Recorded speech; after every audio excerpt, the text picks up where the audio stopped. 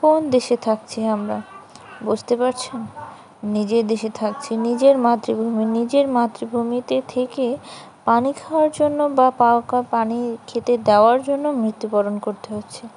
শুনেছি পানির অপর নাম নাকি জীবন। এটাই হয়তো তার আসল পরিচয় দিয়ে দিল।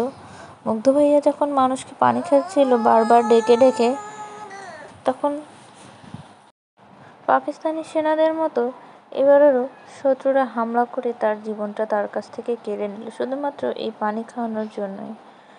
কি জীবন বলেন তো, 1 সেকেন্ডের মধ্যে শেষ হয়ে গেল। যে পানি কারো জীবন বাঁচায় সেই পানি এখন কারো জীবন কেড়ে নিল। কিছু বলার ভাষা নেই।